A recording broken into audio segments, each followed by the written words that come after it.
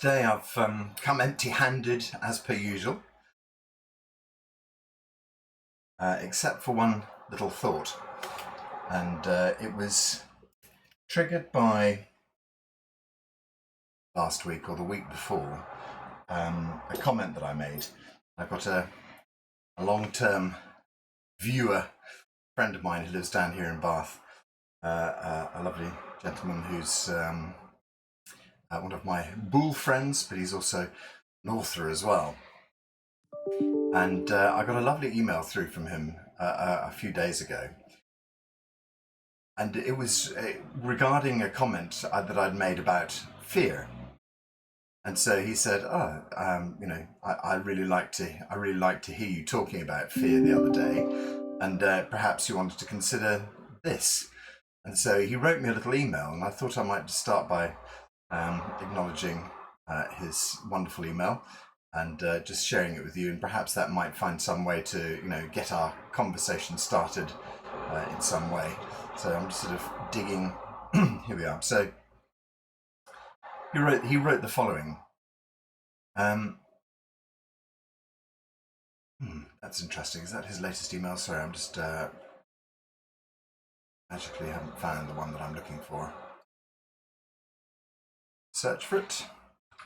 If I don't find it, I shall do my best at paraphrasing it.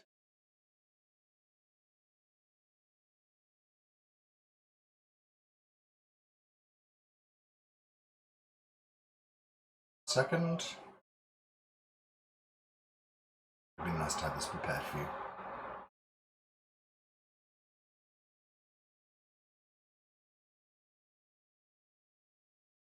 Okay, so this is what he writes. He talked about he wanted to tell me about a dream that he'd had, and how ideas can undermine you really, and ultimately kind of destroy your life. And so that's clearly the kind of subject matter we've been going around for quite a bit, about how ideas undermine our lives. And he said, it's worth remembering that there's always blue sky above the dark clouds. And I thought that was a really, really nice little comment he made. He said, I'd never flown until I was around 50. My wife had passed away, and I met another woman. He said, the weather had been awful for about 3 months, and this other lady persuaded me to fly to France.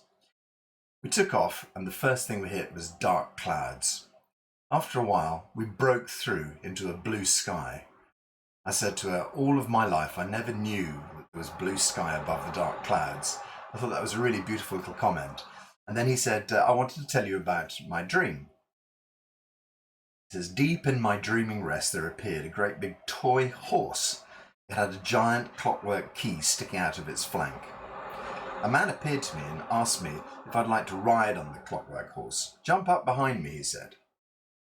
We took off from the top of a cliff, riding high into the clear sky. He looked back at me and said, are you enjoying the ride? Do you want to go higher? The sky appeared to me as if it were actually flying inside the space of a balloon. So I said to him, not much higher, because we don't want to burst the balloon. He smiled and we went soaring higher and higher and higher. I yelled, stop, stop. I felt I hit my face on the side of the rubber balloon. But we just went higher and higher. And then I touched him on the shoulder and I said, gosh, I didn't hear the balloon go bang. Terry, he laughed, that barrier was your personal boundary. It didn't exist, and it only existed in your mind. Then we flew higher into wonderful clear blue sky. He realized that it was a wonderful lesson not to impose impossible things in my head that I thought I could never achieve. So that was a beautiful dream that gave him a lovely lesson about not limiting yourself. And so I thought I was really pleased by that. I thought, what a nice thing that Terry would send me his lovely dream. I'm sure he doesn't mind me mentioning his first name.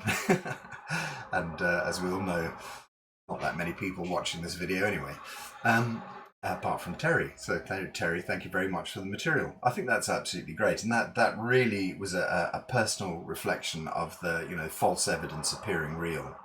And so, yes, it carries on the theme of taking jumps And it's interesting because I've actually had emails back from some of you guys and from other viewers or listeners saying exactly the same thing, that they've taken astonishing jumps, trusted in the universe, and that things have paid out and played out in the way that they would never have imagined.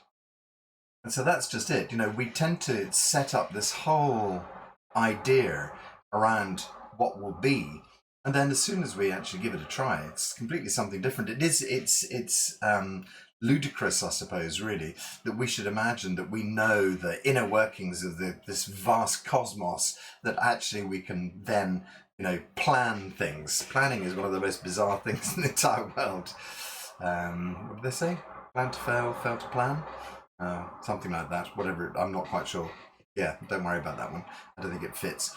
The idea that you might be able to put lots of, the one I was looking for is that every plan survives until the moment of contact with the enemy, or something like that. It's something along those lines, and that's exactly it. It appears that you can put all the best ideas into place, and then when it actually comes to running through the whole thing, just disappears. So yeah, to think that you can actually plan. I don't think that planning is a bad idea. I think planning is a good idea. I think it's good for you to lay out simple steps for yourself. But I think we've talked about this before, whether or not to get involved in something like not mantra. I'm just trying to think of exactly the word they use. Where one uses repetitive. One repeats one's mantra every single day of what one's plan is going to be. I felt that feels like it's overdoing it in a way. I feel that if you're constantly banging away, you're actually spending more time living in the future, and as kind of as advertised on this channel before, that's not the best thing to do. I think probably not kind of planning into the future. I think setting a goal is a great idea. I think that constantly kind of running over your goal again and again and again is living in the future and not allowing yourself to live in the present. There's a very fine line there between what you kind of decide to set as your target and how often you revisit your target. And so that's, of course, important in our healing journey. What we have to do is to get something that's realistic, something that we're not going to trip ourselves up over. So, in fact, I don't know. Some of you guys, you may have been on the Lewin Ling's support call that we had a few weeks ago, and it was with Simon, and he was basically saying that it was he was setting himself.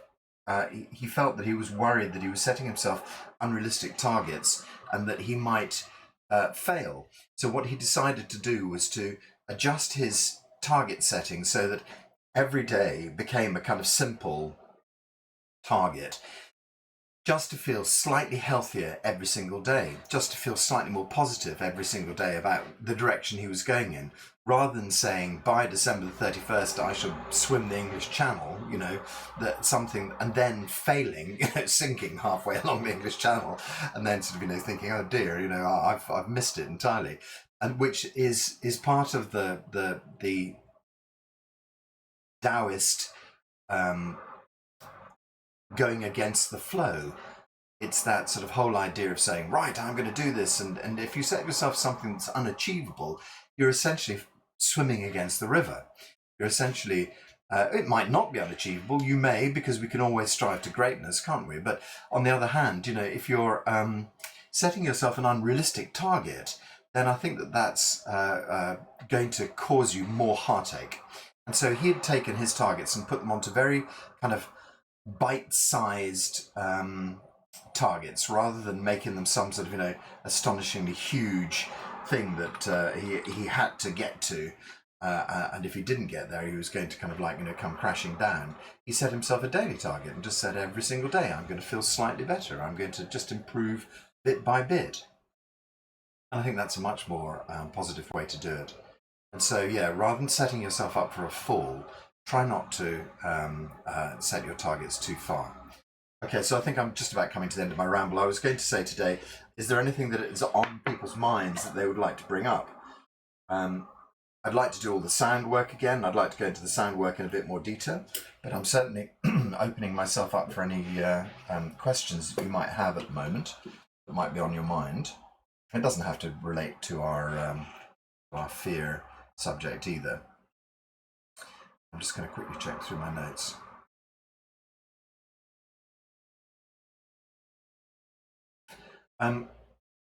Whilst you're sort of mulling through, if there's anything you particularly want to ask, there's another thing as well that that came up for me recently, which was loneliness, and dealing with that.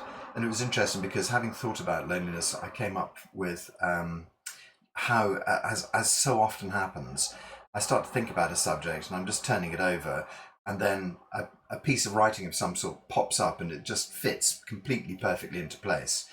And it came from an author. I don't know if you guys know of Gabor Mate. Gabor Mate is a doctor who works in Canada, and he's an expert on addiction. He's worked in he's a GP, a normal sort of Western doctor, but his whole thing has been working with drug addicts in downtown Toronto, where apparently there's sort of some very bad ghettos. Surprising to hear. Even very first world countries have these third world problems. That's a third world problem. Perhaps it's a first world problem. And he talks a lot about addiction and how that. I've got a great phrase that I wrote down. All addiction is just a manifestation of untreated trauma. And I thought that was a really, really striking piece. I think that, we talk an awful lot about childhood trauma and things like that, but he was basically saying that all addiction comes from childhood. And I think that that's a really interesting thing to look at as well, but it's not particularly for this conversation.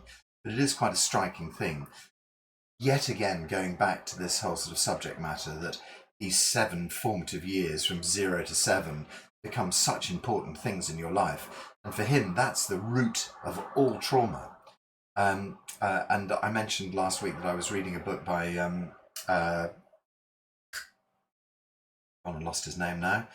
I better find it. Bouton. I've lost his first name. Probably know exactly what I'm talking about. It's called The School of Life, and I found it a very interesting book. Yeah, it really is. And that talks an awful lot again about the childhood. Talks an awful lot again about where these patterns come from. I've just gone and lost his exact name, but the book is called The School of Life. That points to that childhood time. But the thing that really struck me when I was thinking about loneliness the other day was that Gabor Mate says, we all have to take responsibility for our loneliness, for the void inside each of us. And then he goes on to say, we need to be well differentiated others' emotions so that other people's emotions don't affect us. He says we need to self-regulate, not using external forces to boost ourselves. We need to lack a healthy sense of self. So in other words, that's it's kind of like a tautology, that one, it's like the wrong way around. You need not to have too strong a sense of self. And then his other thing is about impaired pulse control. That's what the sort of the addiction story is. Impaired pulse control. In other words, people who can't control their impulses. So this is where addiction and loneliness kind of intersect. So that last point, not particularly relevant for us. So he says we need to be well differentiated so that other people's emotions don't affect us. I think that's a really, really important idea. It's this stand back from the outside world. It's to keep yourself contained as best you can. So the question of containment and loneliness come up together. So if you're taking responsibility for your loneliness, for the void that is inside each of us, it's interesting his use of the word void, because we quite often use the word void in terms of Qigong. And in terms of Qigong, void speaks of, and John was talking about this the other day, void talks about emptiness as far as English language is concerned. But when you translate the Chinese idea behind void, you discover that void is actually not empty at all. That actually what they're describing is space, effectively. And they use the term void, or it's being translated, I think, by Thomas Cleary, who is one of the famous kind of translators of Chinese texts into English. I think it was originally translated, if I'm right, by Thomas Cleary as void. But we also hear, there was a piece of research I picked up just recently that said that dark matter makes up between 90 and 99% of our entire universe. So there is something that, it's called dark matter, and I'm not really sort of enough of a quantum physicist to know exactly what that dark matter is. But if it's making 90 to 99% of our universe, it fits the perfect description of what we talk about as being Hunyuan Qi in Chinese medicine. And so it's nice to see that, they're now saying that our universe is not this void. It's not space, the emptiness of space. It's the fact that space is entirely filled, or almost entirely filled, with dark matter. I suppose that when you gaze out, you have to make sort of, suns, planets, moons, stars into the rest of it. That's the solid stuff. The rest of it fits perfectly with Dr. Pang's theory of undifferentiated energy, which he calls Hunyuan Qi, and the scientists are tending to call now dark matter, and that dark matter fills almost entirely everything that isn't, matter, effectively. So we have this wonderful idea of being and non-being. And then we look at the sort of the concentration of matter, and we see that matter concentrates into planets and then disintegrates back into the background void. And I suppose, I was just suddenly thinking about pebbles on a beach and sand, that, it seems that eventually what happens is that planets explode and go back to their, composite parts again into nothingness, and must become kind of like, sand in the universe, and eventually at some stage maybe coalesce again in what appears to be solar winds, and eventually form into galaxies, and eventually form back into planets again. So it feels to me like there is a constant breaking down and a reforming of the matter in the universe. And so our universe being completely filled with something, the void is not what the void is made out to be by Thomas Cleary. And I think Thomas Cleary was translating in sort of late 1800s, early 1900s. I think somebody can put me right about that. But I think that at that stage, space did seem like a big empty place. Where now we discover that space is not an empty place. So void is no longer a relevant word in the same way. And it's interesting because Gabor Mate says we all need to take responsibility for the void in each of us. And so suddenly there's this kind of idea that, is there a hole inside of you that needs to be filled? Emotionally, it may feel like that, but I don't think there's any kind of evidence, if you like, of there being a hole of any sort inside anybody. It just feels that way. It just feels like an emotional emptiness inside. And so he says that, and in the analogy that I'm drawing here with the universe, it turns out that there isn't actually a void inside you at all either. That you are, there's just potentiality inside you that hasn't yet been realized, is the point that I'm hoping to draw, the straw that I'm clutching at desperately. So you have to take responsibility for that emptiness inside of you. So the question is, what happens if you leave your partner? Crashing huge moment. Ta-da! Okay, what happens if you leave your home? What happens if you leave the job? So we're working our way back around, as you notice, to fear, because we genuinely believe, I'm not going to say that any of you do, but that, people genuinely seem to believe that life will come crashing down if you step into that void. But we've now discovered that the void is not an empty place. The void is just a place full of potentiality. If we use Dr. Pang's theory that all illnesses are pinned in place by an idea, by a pattern, then let's just also say that the pattern we've created with our relationship, the pattern we've created with our work, the pattern we've created with our house, our surroundings, may also be pinning in place something that you don't need. perhaps it's just that loosening of a peg, taking out one of the tent pegs, and finally sort of picking up the tent and moving it somewhere else, that will provide a whole new opening for you. And that idea that you're taking a plunge into the void, and I've been guilty of saying it so many times. I sort of said, I stepped off a cliff when I left the city. That's exactly what it felt like. It felt like stepping off a cliff. But actually, and then I have some sort of I don't know, cartoon idea of Jeremy kind of, legs going as I sort of go off the edge of the cliff, and then, sort of being rescued in some way, like a balloon coming up to pick you up, Terry's balloon picking you up and sort of, taking you off to somewhere new. And so, yeah, that's okay, I've got a comment there from Colin, which I'll come back to.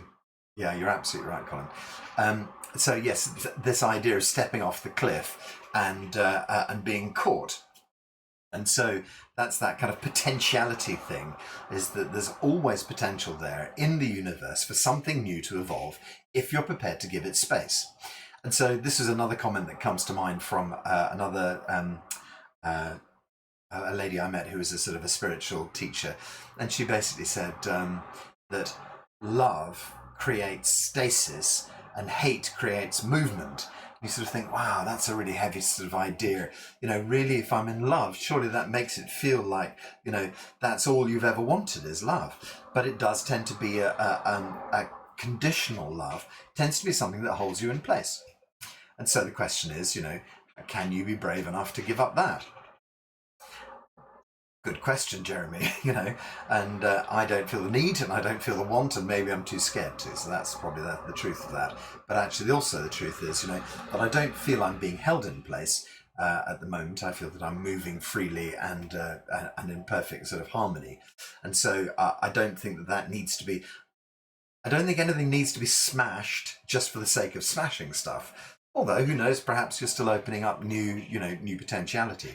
So there's another pinning in place. The question is, what needs to be broken, what serves you and what doesn't serve you? And so if you feel something serves you, you have to question that. Does it? Am I right about that? Is it really useful to me? And I would say, on a daily basis, I'm a happy person. So I can't see any problem there, that needs smashing. And if there was a problem, I would address it. And so, but one of the things I do say is that I do think about this on a regular basis. I do question myself. So I have a series of points in my life where I constantly question, is this serving me? Is it serving me? And so I've had to ask the question several times in the last few years, does it serve me to live in Bath? Is this the right place for me to be? And especially, that I went through the trauma of a house move a month ago. And fortunately, life is now back to normal.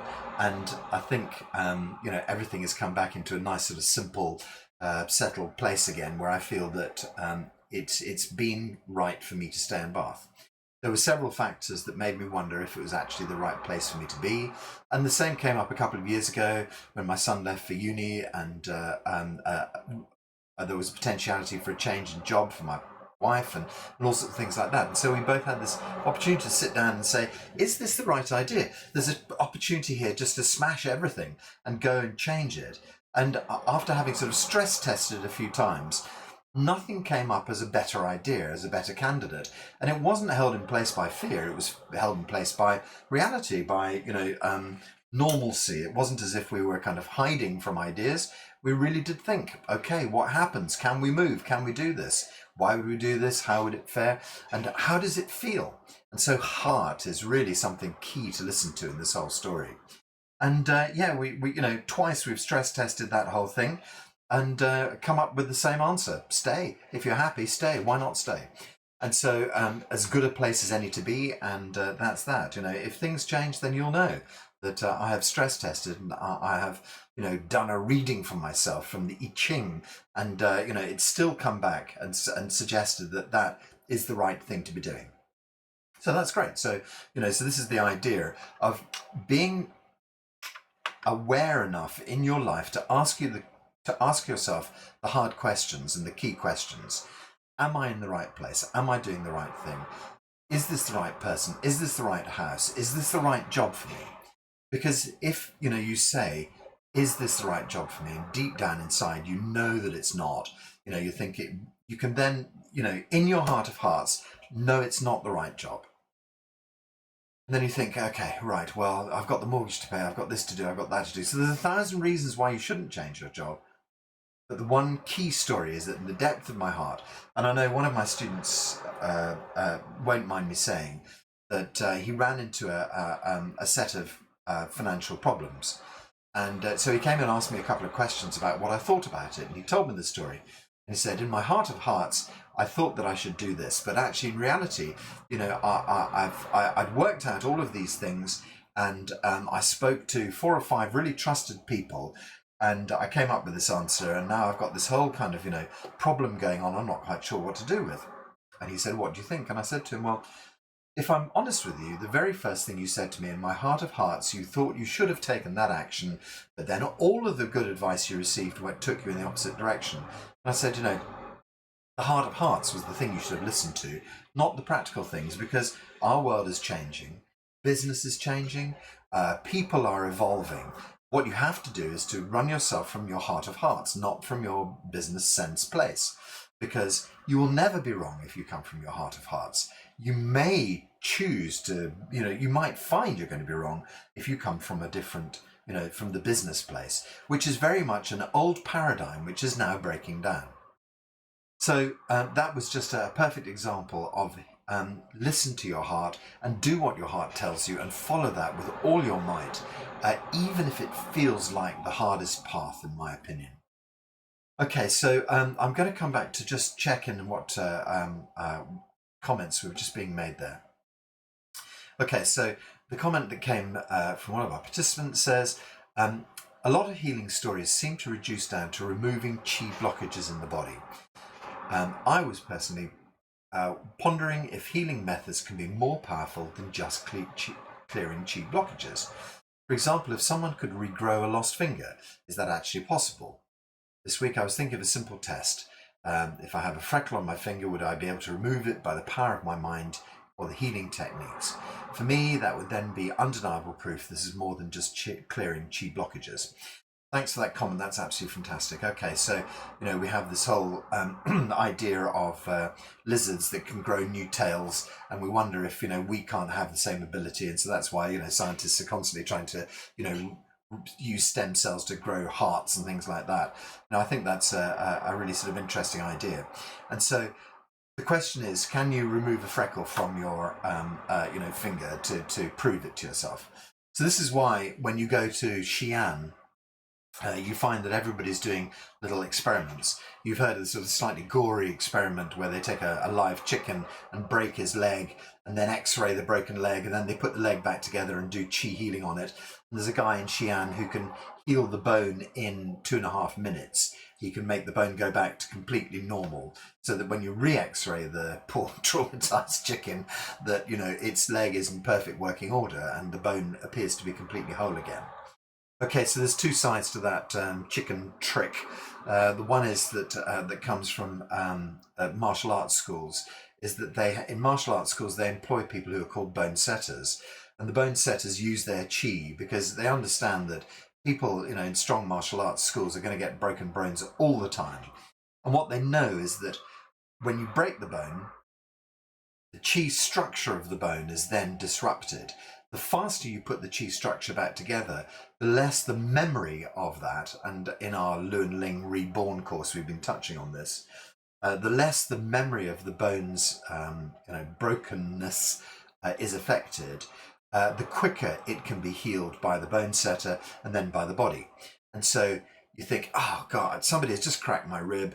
They get you straight down to the bone setter. He manipulates it back into place and then does chi healing. Within a day or 2, you're back in your, martial arts fighting. The bone is fixed. So the quicker you deal with it, the easier it is to deal with it because the memory of the trauma is not there. In the Western world, what tends to happen is we'll go to emergency and 6 hours later, someone will finally set it, and then you'll put a plaster on and you have this enormous great big reminder that something's broken. For 6 weeks you're supposed to keep it bound in a sling so you don't move it, and all this sort of stuff. No movement equals no chi, no movement equals no blood. no movement equals slow healing. And so I often mention, that in martial arts settings, they tend to just bind muscles very loosely.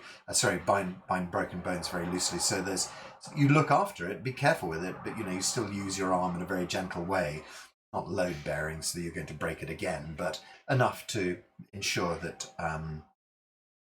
you don't, enough to ensure that you keep it exercised effectively.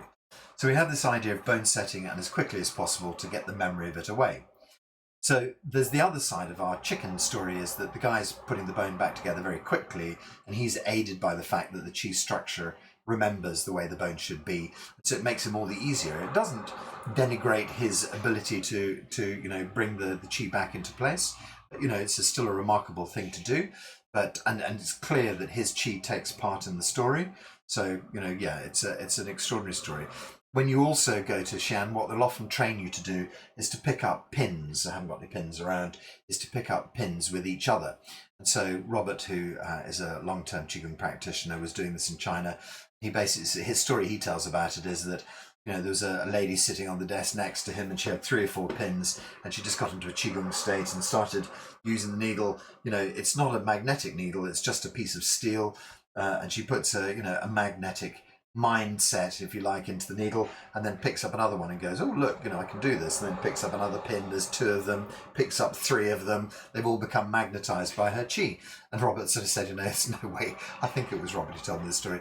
There was just no way he could make them pick up. And then the second he stopped trying, it suddenly, boing, there it was, and it was this kind of putting all of his intention behind it, grrr, to make it work. Doesn't make it work. That's the last thing that makes it work. And of course, there's my spoon bending story, where there were people who were picking up spoons and just, concentrating on them for a few minutes and then just going, woo, woo, woo, like they were toffee, with this beautiful. And somewhere I still have one of those spoons to remind myself of my own folly. These beautiful kind of like, curly spoons where they turn them 2-3 times in a teaspoon. And me, could I bend it? No. And the reason I couldn't bend it was because I'm sitting there thinking, I'm the teacher. I must be able to do this. I must be able to do this. I was trying so hard, gritting my teeth, sort of trying to bend them physically. Nothing was happening. And so, and several students were able just to make it bend like a pig's tail, And of course, that's you have to fail on that level. I must go back and try and bend some, and I've taken the pressure off myself. So there are all these kind of things. And then the other one that they do is they break eggs. Break an eggshell and then join the eggshell back together again, and just use their chi to heal the break in the eggshell. There's another one. I wonder if I've still got a photo to show you. I wonder if I could magic that photo up at short notice. It's probably on my phone, but it's an experiment they were doing a couple of months ago in Xi'an. Basically, they take a nice cucumber and they slice it through at an angle, and they slice it through at another angle, and then what they do is they reverse the angular cuts, and then what they end up is these kind of like Z-shaped cucumbers, and they heal them together. And then there's a little video of the guy holding this kind of Z-shaped cucumber and kind of wobbling it, and it's just completely adhered together again into a perfect Z-shaped cucumber. It's great fun to do. So do some. Why not try? So Colin, your freckle is something that your body has expressed on quite a kind of a powerful basis, and that is almost at a kind of like a DNA level that the freckle has turned up. So I don't see why you shouldn't be able to do that, but I think that is so much part of the structure that it would be a more difficult thing to change. It's not, however, difficult, for instance, to change liver spots. So if your hands have liver spots on them, what tends to happen is that your liver is filling with toxins as life goes by. That's just the way it is. And so often, you look at your granny and you see that she's got mottled spots on the back of her hand. And that is because the liver is just depositing things into the skin, into the dermal layer. And so by going on a liver cleanse, you can change those. So for instance, that might be a very kind of simple thing to do, would be to see if you could move a liver spot, to see if you could dissolve a toxin underneath your skin. That would be a nice idea to try. The only thing I would say, Colin, is that if you're going to expend your energy trying to shift a freckle, perhaps you should try and shift other patterns. Perhaps there are better things to spend your time on. Only saying, I'm not suggesting anything about you personally. I'm just saying that, healing could be used in a much kind of better way. And so I think that, just as discussed here before, the idea is that we have many, many patterns that pin us in place, and dissolving those patterns are the really key things to do. And so Tony says, is illness transforming chi? I think illness is, yes, transforming chi, but I think illness is also transforming information. And so we have this idea that Western science, from the bottom up, Western medicine is healing you on the physicality, and Western science, quantum collapse, as they call it, is healing you from the quantum level. And so we have both kind of the top down and the upward approach to healing. I think that, when you're healing the physicality, you're working on the actual chi body, trying to get that, unblock the chi blockages, as Colin says. But also what we're talking about is healing the pattern that has held that in place. And in quantum science, we see that as called as quantum collapse. And essentially in terms of quantum collapse, what that is billions of, neutrons and atoms and whatever they are, that when you put your intention to them, they start to work their way into reality, if you like. So this is this double slit experiment that's so famous, that everything is just gently a wave till you bring your intent to it, and then it becomes a point in time, a reality. And so it's this idea that we use our intent to change our chi, that in science we use our observation to create quantum collapse. And both of those are totally equitable, one equals the other, that we're going from a kind of higher state into a healing state, into a physical state, by using quantum potential, by using our own intention to heal ourselves. So that's top-down healing and then bottom-up healing, both of them. And why not do both at the same time? And I think that's why when you look at Qigong, you find there's the Qigong exercises, but you also find there's the Qigong meditations as well. Tony, I think hypnosis, so the question is hypnosis the same as Qigong? And I think the answer to that, to a Qigong state of mind, I think hypnosis is on the road to a Qigong state of mind. I think a Qigong state of mind is much deeper than hypnosis. So I think that hypnosis is a good starting point for working away with patterns, and I think that's why some hypnotists are very successful, and I think that's why that something like a pattern like smoking can really be worked with, or sort of patterns like sort of eating and things like that. They're not patterns that are directly affecting your physical state right now. They're not going to make you ill tomorrow. They're patterns that you have taken up, and therefore they're patterns that you can put down. So you've made a conscious choice to move into smoking. You can make a conscious choice to move out of smoking effectively. And I think that hypnosis is very good in some cases for helping you move things like that, transform things like that. I think when it comes to something really, really deep, it would take a very, very good hypnotist to get you to the place that would allow you to release it. And I think that you are your best hypnotist. Ultimately, you can find the place that needs to be shifted yourself in a much more powerful way if you put your mind to it, And so I'm a great believer, when you talk to someone like Luan Ling, you'd sort of say, should I do hypnosis as well as Qigong? And they would say, you can do everything through Qigong. And I'd say, okay, fair enough. But I think that, there's some other tools that can be useful. Why not? Give yourself every opportunity. If what happens is that you go to someone who's a hypnotist and they unpin a tiny little something, one of the blocks at the bottom, and then you use your Qigong to topple the rest of it, I think that anything can be useful. I think that adding vitamins, to your supplement, I think that cleaning up your supplement with vitamins, I think cleaning up your diet, I think you can do it all through Qigong. But why? Why do you have to do it all through Qigong? I think if something, if I convince you enough that shifting your diet is the thing for you to do, then that's going to be powerful information. And you'll be able to use the powerful information to help yourself move onwards. And at the same time, the Qigong is quietly removing the underpinning at all sorts of levels which you'll never understand. So I think that, listen, pick up on things. If you suddenly think to yourself, wow, that's exactly what I need. I've listened to that YouTube, that bloke has said that, I think that that could really help me. And that's just one little peg taken out, one little pin taken out of the mood board that holds you in place. You take off one and remove that note, and then suddenly the whole thing is slightly less crowded. Why not use those things? Why put all of your eggs into one basket? I would say that there's a great rule in business which is called the 80-20 rule.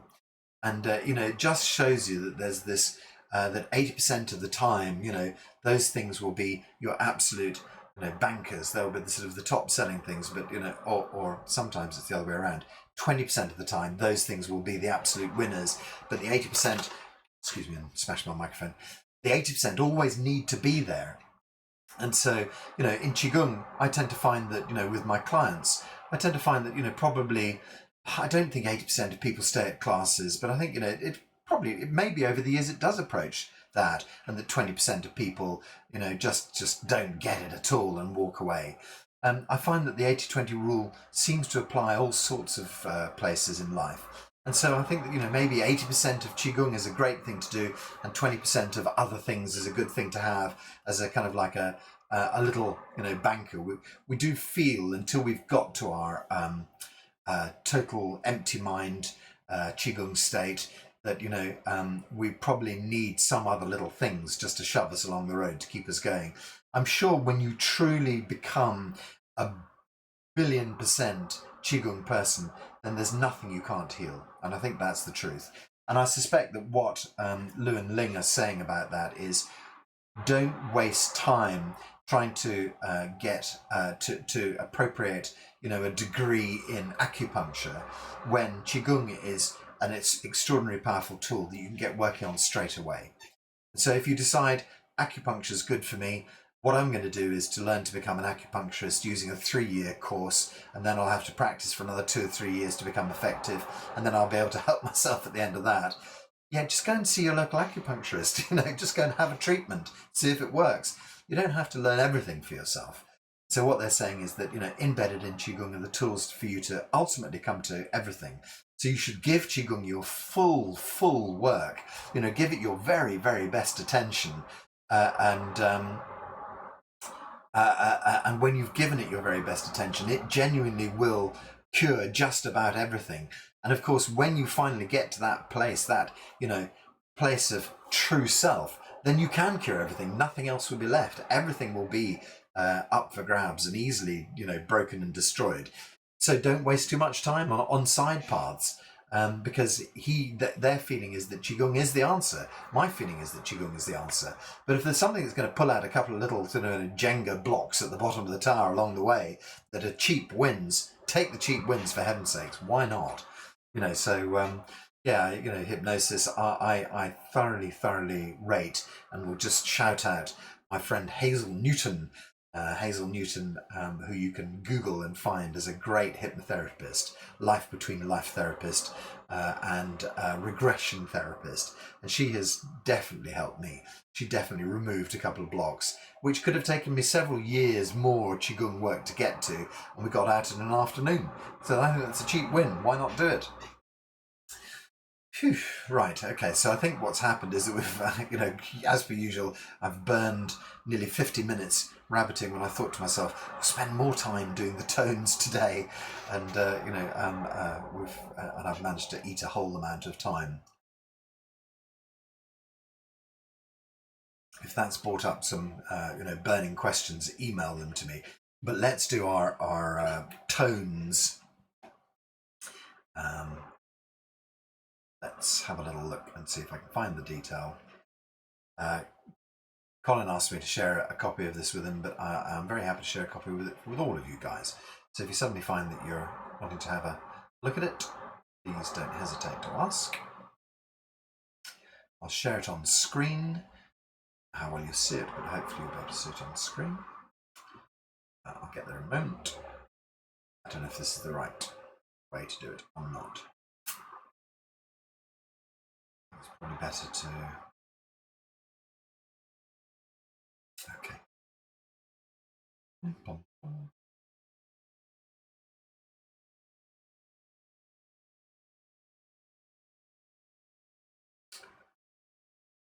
Share screen. Share document. There.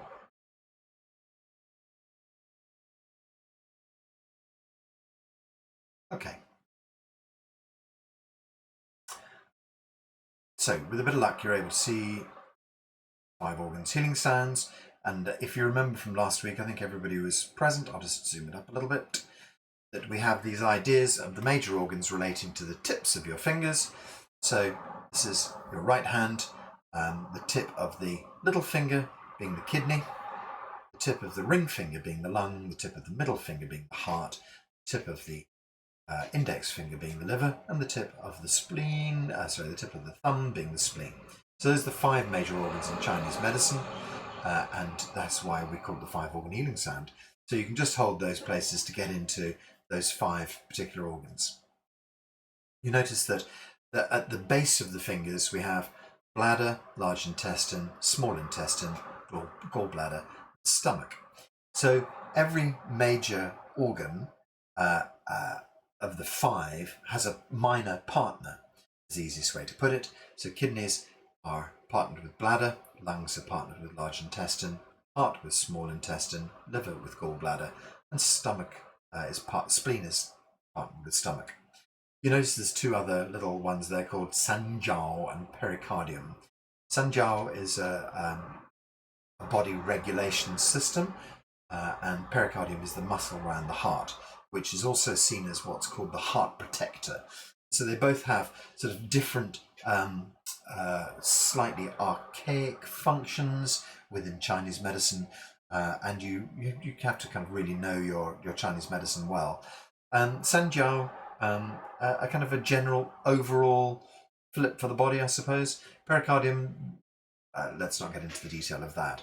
So I suppose it might be relevant to say that if you don't particularly, think any of the organs needs any help, you could just work with Sanjiao as well, just to get a kind of an overall, maybe. So that's the idea of the hand postures we can use. Here's the little introduction to it. Do the exercise sitting or standing. Hold your open palms in front and level with each organ as you make the sound. So this is the alternative method. And it says, alternatively, while using the healing sound, you might just hold the related fingertip with one hand on the other hand. So, and the question is, do you want to flip your hands up in front of your lungs and hold them there, in a standing posture where you have your hands up in front of the lungs and then work with the lungs? Hands in front of the heart, hands on top of the spleen, hands on top of the liver, hands round behind on the kidneys.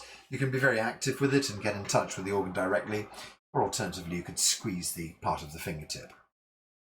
Hunyuan Palace. So we've come across Hunyuan Palace a few times. Hunyuan Palace is about breastbone level, stomach level. It's kind of sitting just below the breastbone and kind of into the core of your body. And the idea is that the Hunyuan Palace is a great kind of collecting point for energy. And so we can use Hunyuan Palace as a focal point for these exercises to begin to kind of center ourselves.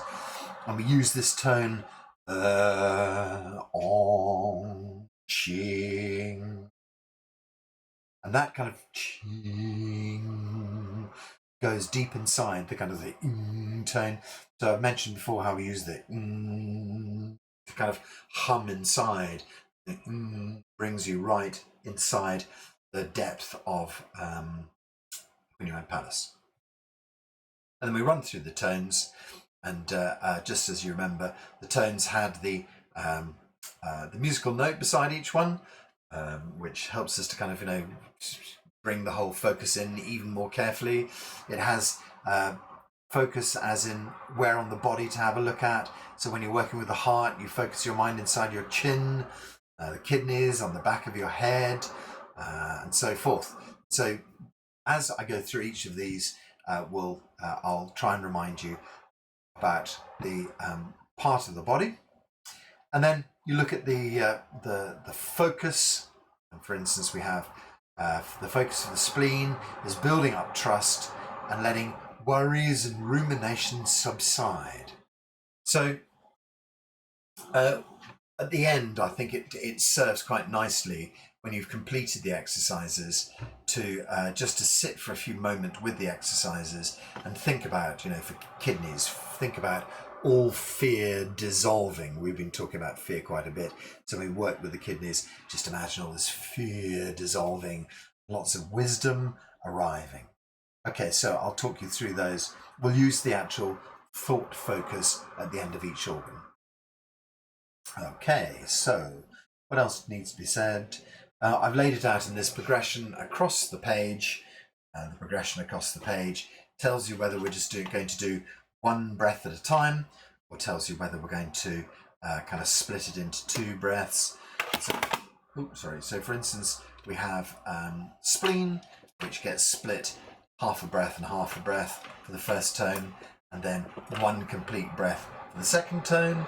And then we have our heart, where you go one breath for each tone. So yeah, and then I'm going to unveil my wonderful collection of tuning forks for the lungs.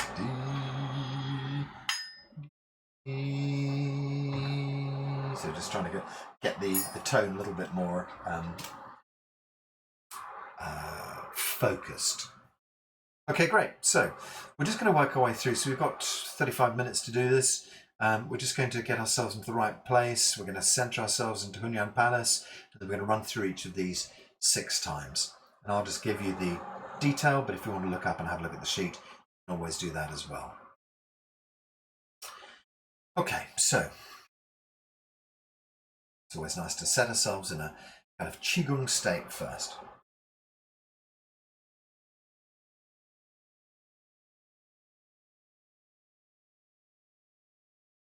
We're going to start today with the spleen and work our way around: spleen, liver, lungs, heart, kidneys. 7th of August, 7th, 8th, 9th of August were the shifts from summer into late summer. Late summer is represented by the spleen. Late summer, that shift from summer into late summer can often be very turbulent, as witnessed by storms apparently raging through the UK, although ours hasn't turned up yet in the southwest, and really wish it would. By the tension that's created by no storm having turned up. And also, you might just find that this time of year can be a surprisingly difficult one. I wonder if that isn't why so many people go away at this time of year, and like walk away from your life and just find that, you know, the tricky things when you come back, the whole 2 weeks of kind of turbulence have kind of settled in a way. It doesn't feel so bad after all. Okay, so let's just start with our tones, just to get ourselves into the Hunyuan Palace. So the first thing we're going to do is to say ling, ling. We do that 6 times. Nice long tone, half a breath, ling, and then the ling, and let it kind of inside, and you'll feel your diaphragm jump, and that, as the diaphragm jumps, you'll feel your attention being drawn to Hunyuan Palace. Okay, so get nice and comfortable, mind quiet. Draw the mind back inside. Create your Qigong mind. Really settle and calm yourself.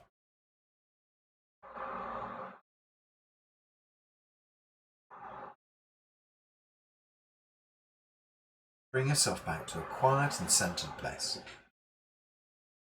Okay, so the idea behind the tones is they bring good health into all of your organs.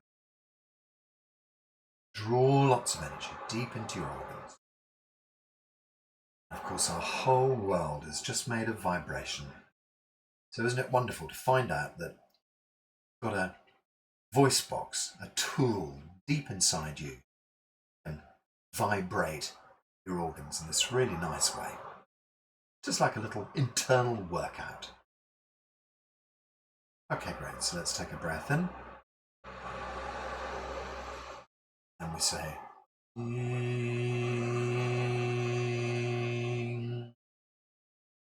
ling, ling,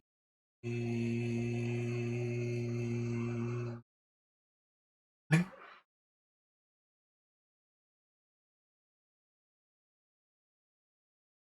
Link. Link.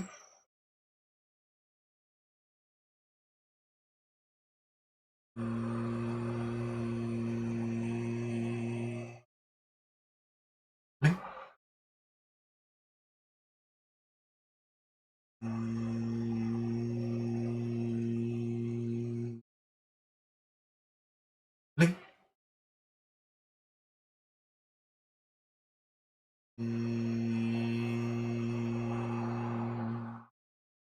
Link. One more time.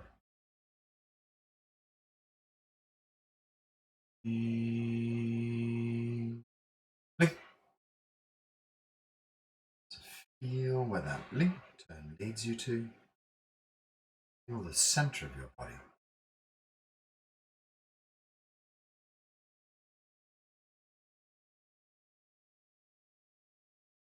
Using the tones Om, Chi. It helps us to bring ourselves to Qigong state of mind. Breathe in.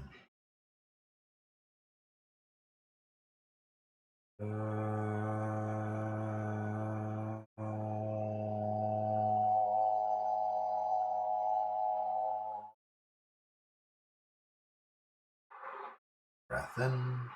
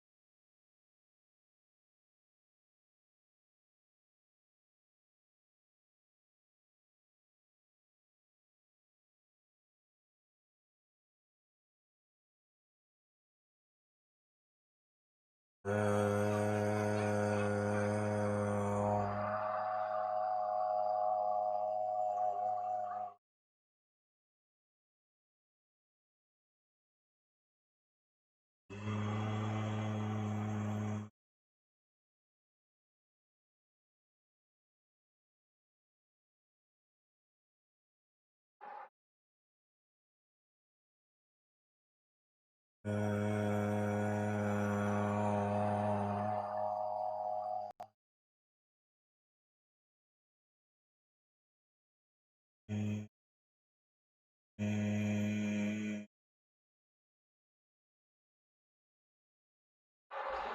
couple more times round.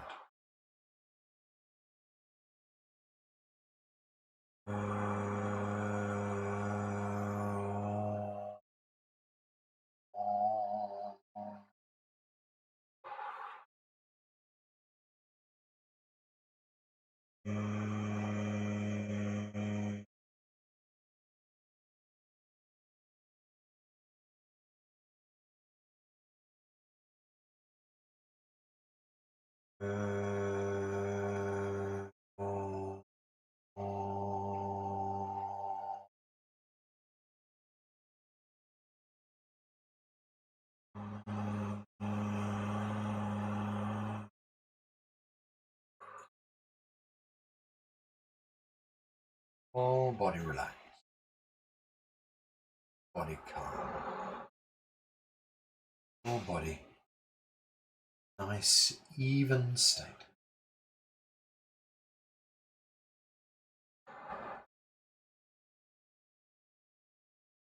Put your hands on your spleen. So spleen sits at the rib level. Put one hand on left, one hand on right. Spleen energy around your waist in a kind of band, as it were. If you prefer, one hand, just hold the tip of your thumb and gently squeeze it. Spleen tone. And one breath. John. Another breath. Focus your attention on the tip of your nose.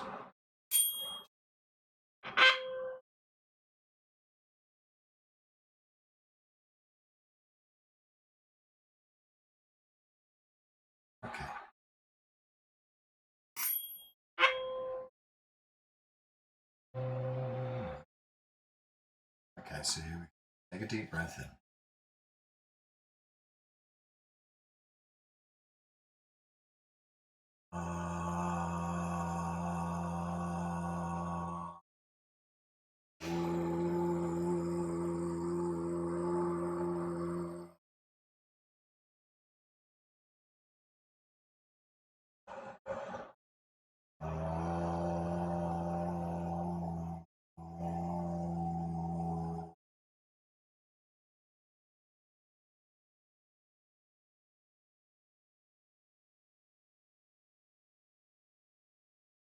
Breathe in.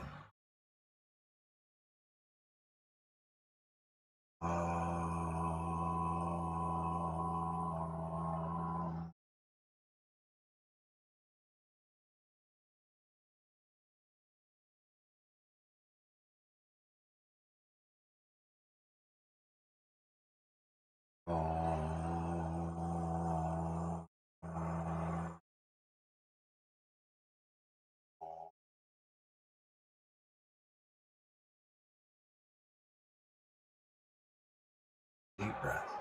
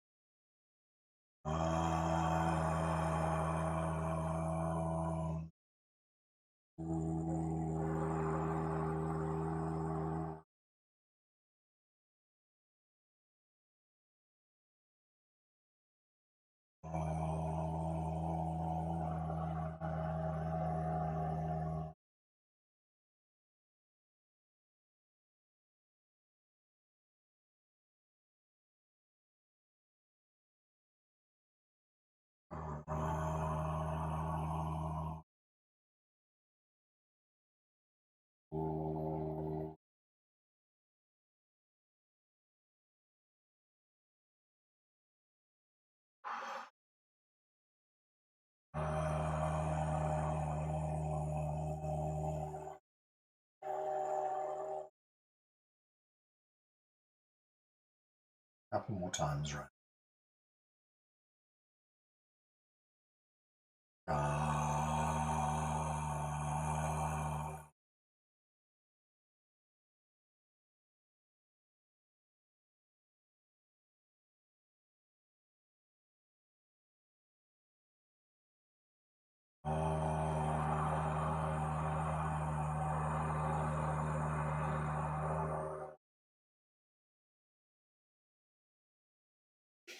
Last time.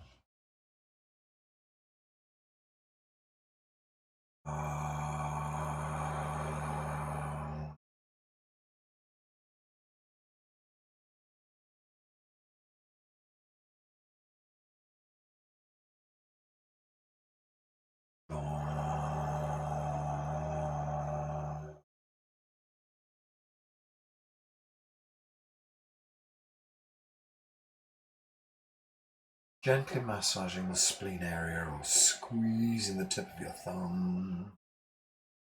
Feeling the ability to trust appropriately flowing into your life. Worries subside. Rumination, overthinking subsides. Spleen and stomach strong. Okay, so you can keep your hands in the same place because the liver is the same kind of level as spleen on the right hand side. So spleen and liver are almost seen as identical parts. In some parts of Chinese medicine they are the same. They're actually seen as twins separated at birth. So our anger to fade, compassion and kindness to arise. We can use our first tone.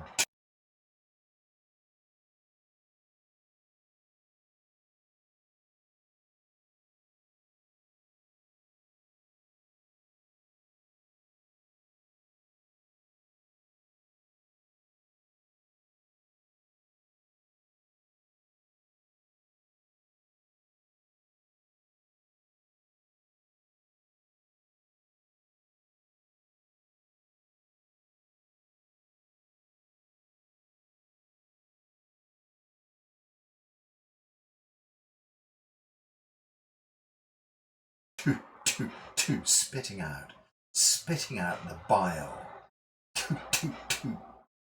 Then we're going to calm and relax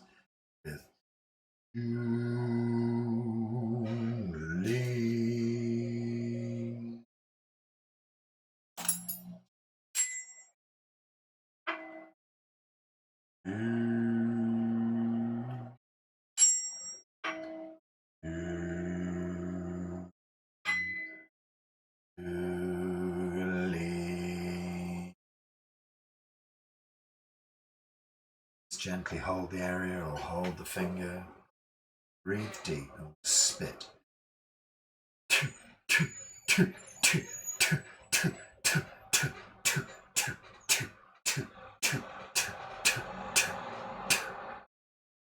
Breathe deep.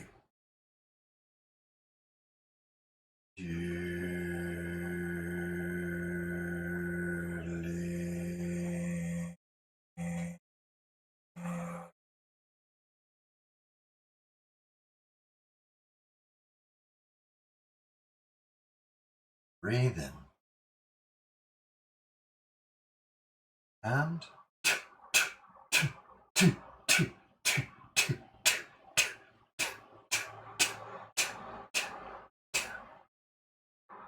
breath.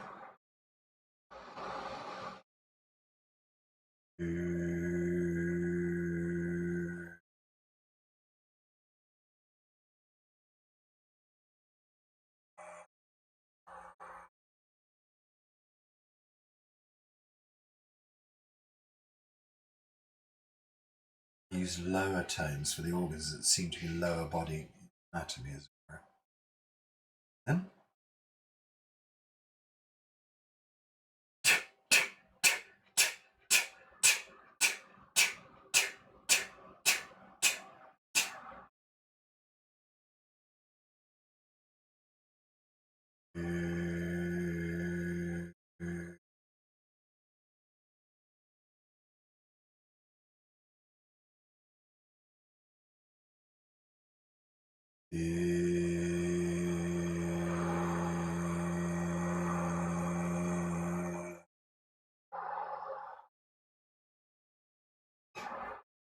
breathe in.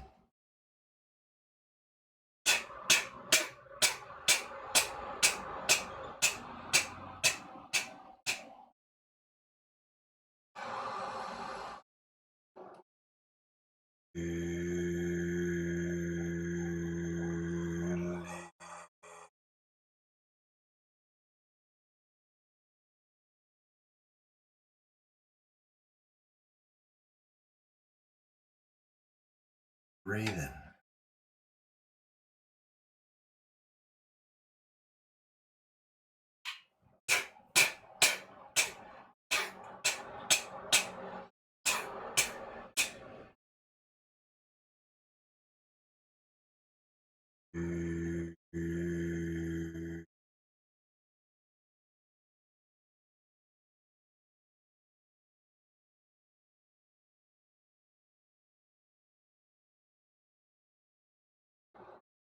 Okay, last time.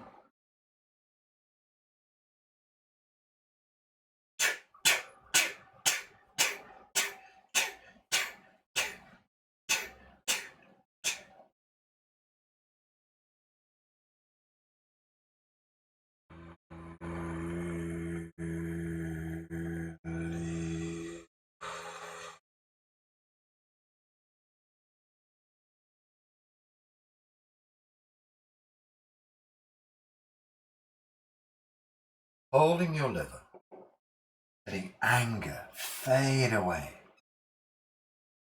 When anger fades away, kindness and compassion can arise. Anger fading, kindness and compassion welling into your body. See your liver function in perfect working order. All functions of the liver normal. Lungs next.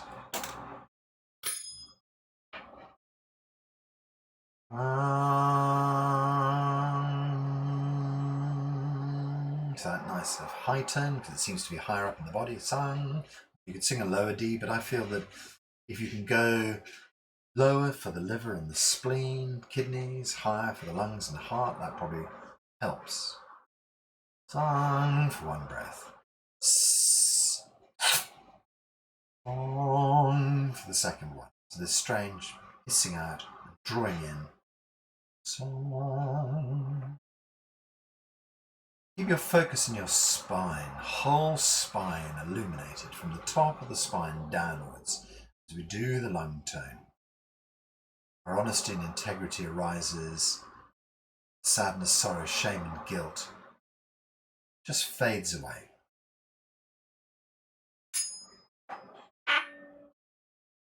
Breath in. Hold the lungs. Keep our tip of our ring finger memorized after all this time. So take a breath in.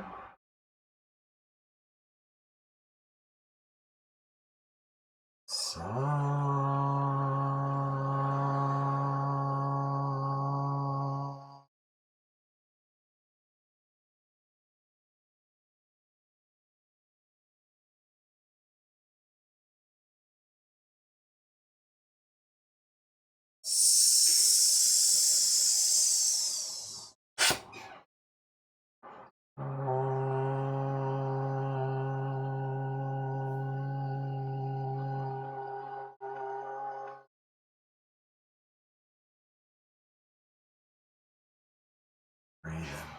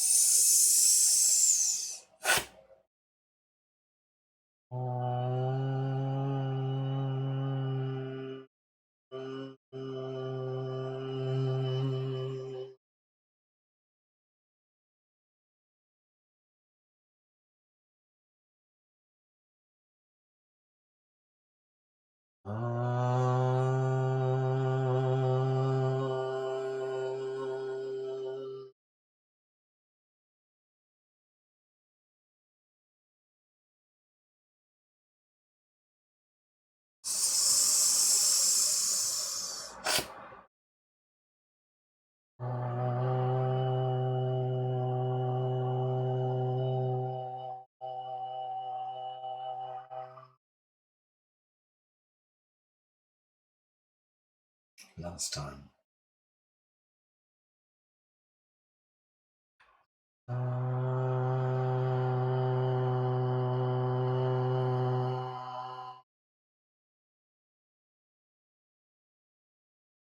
Breathing into your spine.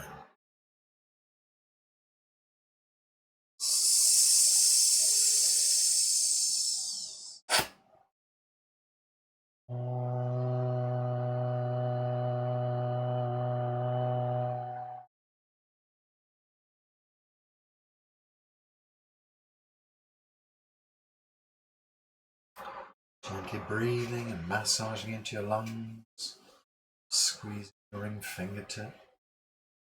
Honesty and anxiety arise. Sadness, shame, sorrow, guilt, grief, anxiety, just drifting away as you strengthen your lungs.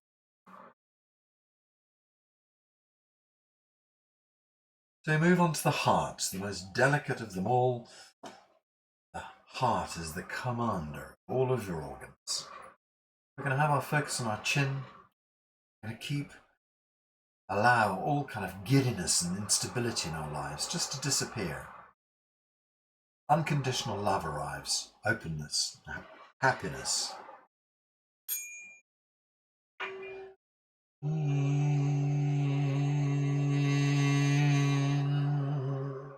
It's quite a nice open tone to begin with. Turning inside for the second tone. And the third tone, Xing, is just very gentle. It's about the spirit of the heart. So we just say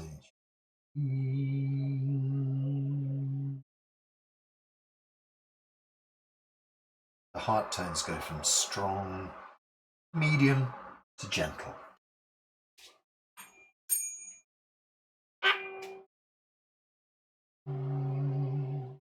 So gently holding the tip of the middle finger.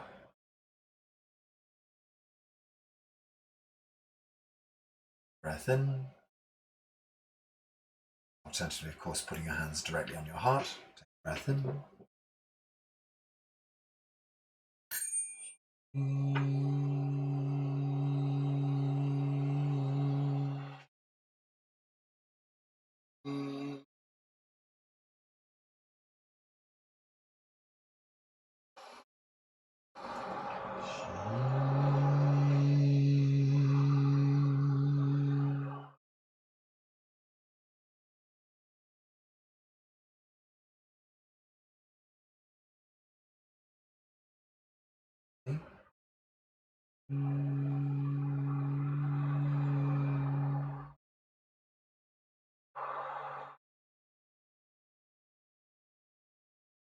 Breathing in.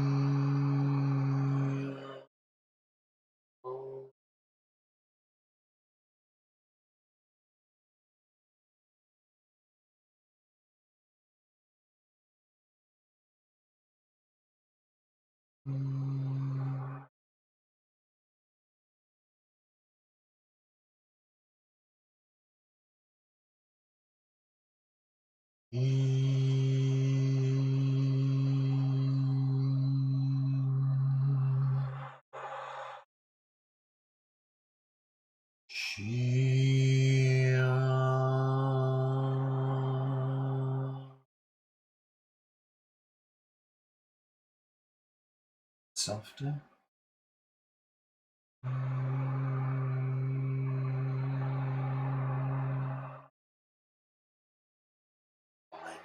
Side chin.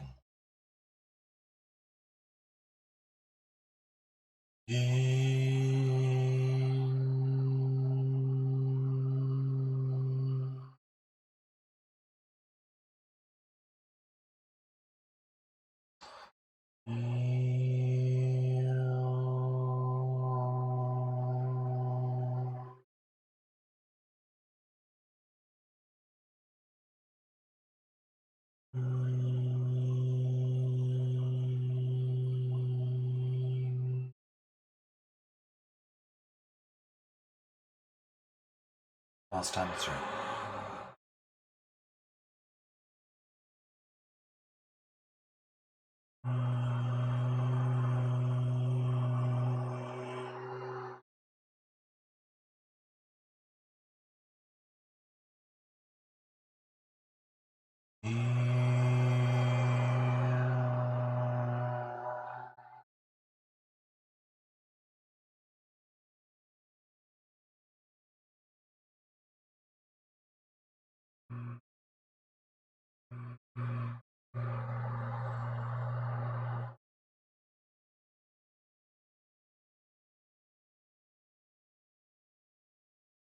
Being deep inside the heart. Massaging into the heart if you wish. Giddiness, instability, fading away. Unconditional love flows in. New openness and happiness arriving in your life. All the functions of the heart turn to perfect working. All of the functions of your heart totally normal. And finally, kidneys. So kidneys, strangely, we focus on the back of the head. So kidney tone is A.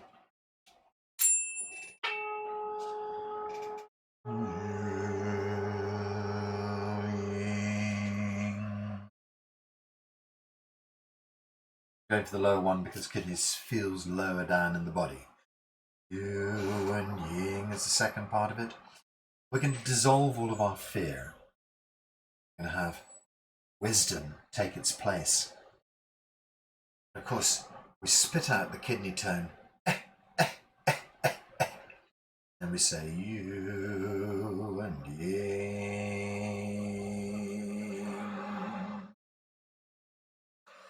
Tip of the little finger being your focus point, if you wish to hold that. Or alternatively, have the hands directly on the kidneys.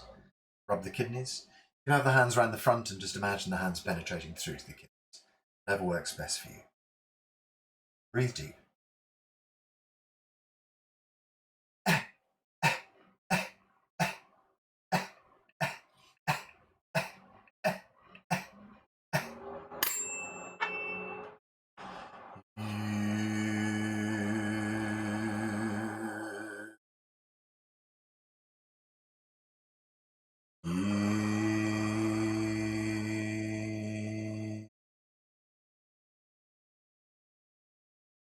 Breathing deep.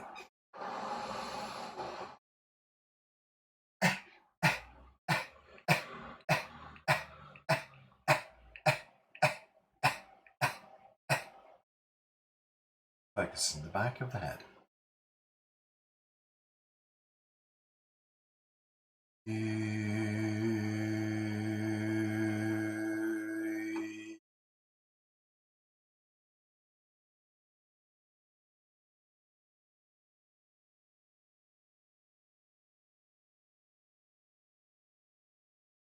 Breathe deep.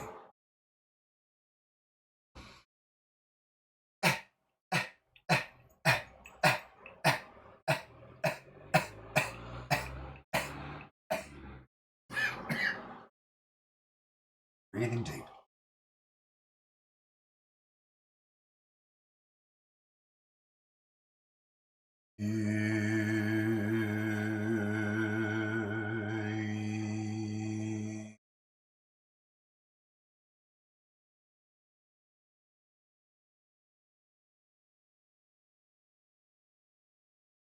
Nice deep breath in.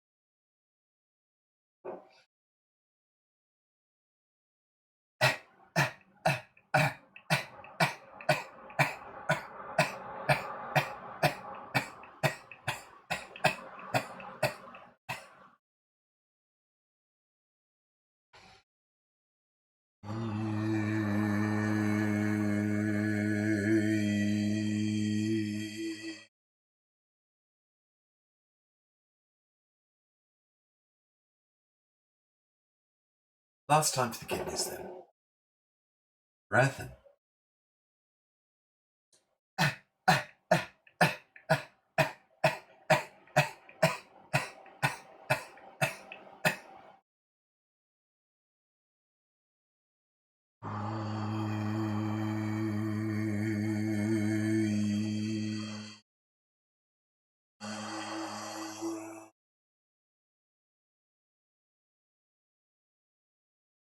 Gentle breathing, penetrating chi deep through to your kidneys, rubbing direct onto your kidneys, squeezing the tip of your little finger to stimulate the kidneys. Feeling that all sadness, shame, sorrow, guilt, grief, anxiety starts to melt away. Honesty and integrity take their place. Oh, sorry. Yeah. Wisdom arriving. Wisdom coming in. fear dissolving. Kidneys are all about the fear. Let the fear dissolve and melt away. Let go of your fear. In its place, wisdom arrives. Feel the fear and do it anyway, says the advertising on the t-shirt. Just allow the fear to melt. This place, wisdom arrive. Okay, just relax. We'll just run through the organs of the body once more. Feel your spleen on the left-hand side, connected deep into your liver, and all the function of the spleen working really well. Feel the liver on the right-hand side, its associated large intestine. Feel them functioning really well. All functions of the liver, perfect working condition. Lungs up in your top of the chest. Lungs and, large intestine and lungs. Sorry, I should have concentrated harder. Lungs and large intestine. Feel those in perfect working order. This liver was gallbladder as its pair. So if you want to think back about the liver for a moment and think about the gallbladder which sits beside it, just imagine those two in perfect working order. Back to your lungs and your large intestine. See those in perfect working order. All functions. The lungs turn to perfect working order. Think about our kidneys, and that's of course the bladder, kidneys and bladder. Just think about those working really, really well. Kidneys and bladder in perfect working order. All the functions that kidneys support, life function. And finally, heart and small intestine, perfect working order. Heart, the governor of it all. Allow the heart to start to relax and calm down now that the summer is finally waning and we're moving into late summer. All the pressure comes off the heart and the heart can start to relax and take it easy. Imagine your heart lying in a hammock underneath a tree, on cool drink, relaxing, as the stomach and spleen have to take up all the work of storing summer's bounty. Okay, so all of the organs of the body returning to perfect working order. Let's just gather our hands back over lower dantian. So just hold lower dantian for a few moments. Feel the harmony of the whole body. So these beautiful tones have kind of worked out every aspect of your body, brought the body into harmony. And then just put your hands on your tummy, which just kind of centers you, brings you back to yourself, as it were. You can just imagine yourself being in a lovely field of chi. So, I don't know why I wanted to say, but sometimes you see these Kirlian photographs. It's actually possible to kind of photograph chi field around you. So it really does exist. Imagine yourself with this just energy field around you that just keeps you protected, looks after you. It's going to stop any viruses or bacteria that you don't need kind of coming into your body. It burns them up on entry. You have this lovely little energy field around you. Again, science kind of proves that we have light inside every single cell. So imagine yourself as this being of light inside this wonderful shield of energy. All of the functions of your body returning to perfect working order.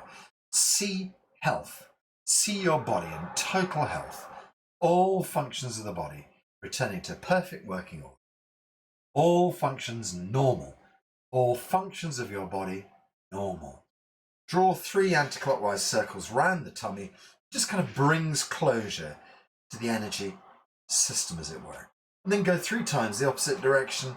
And that just holds all this energy inside, stores it up for use, the week coming, and just kind of lets your body know, come to a closure. We've finished our exercises. So you can release your hands to the side, you can slowly open your eyes, put a big smile in your face. Don't forget, if you want a copy of the document, don't hesitate to give me an email and just say you'd like one. And practice your tones. if there's one that doesn't work so well, so for me, the kidney tone, I always find that it kind of makes me really sort of cough. So I have to kind of, realize that the kidney tone's probably the worst of them all for me. And so if I need to work on something, I'll work with my kidneys. And so that just gives a little extra diagnostic. I just think to myself, I can always give my kidneys a massage, keep my kidneys warm, drink my nettle tea, very good for the kidneys, that kind of thing. So the tones can provide a little diagnostic for you, to sort of point you in a direction, make you think, oh, spleen one wasn't working as well as it should do today. And then you think, yeah, it is that spleen time of year. Perhaps I'll give it more, that sort of thing. So that's how you would just kind of emphasize what you need to do with the tones, or how you use them in a more kind of directed way. So let's all say how loud together. Please email me some questions if you have. If you have questions, don't hesitate. I've unmuted everybody. So hopefully you can all say hola together with me. Okay, so hands in the air. 1, 2. Hola. 1, 2. Hola. And last time. 1, 2. Hola. Lovely. Very good, people. Thank you very much. Really nice to see you all. Have a